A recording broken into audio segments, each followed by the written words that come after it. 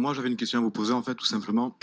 C'est par rapport au racisme, qui pour moi me chagrine énormément, qui est un mot que j'ai du mal à dire. On vit dans un monde où il y a le progrès, il y a le modernisme, il y a tout le progrès qui fait tout ce qui peut, tout ce qu'on peut avoir, tout ce qu'on peut donner.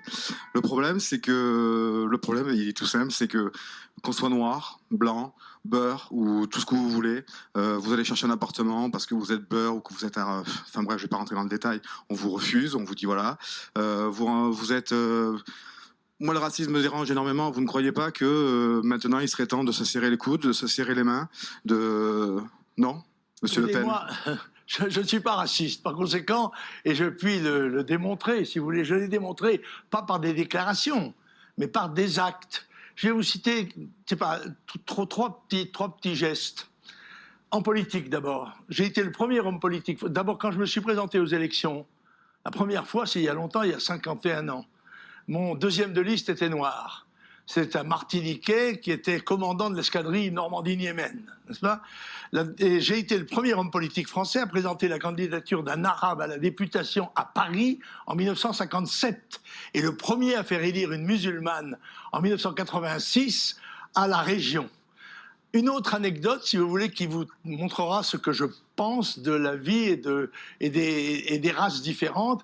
J'étais en Égypte quand le lendemain du débarquement, on m'a chargé d'enterrer des morts. Il y en avait beaucoup sur mon territoire. Donc j'ai enterré ces morts et comme je suis un Breton respectueux de la mort et de tous ces rites, je les ai enterrés selon la règle musulmane, c'est-à-dire je les ai déchaussés, je leur ai tourné la tête vers la Mecque, ça ne me coûtait rien de plus.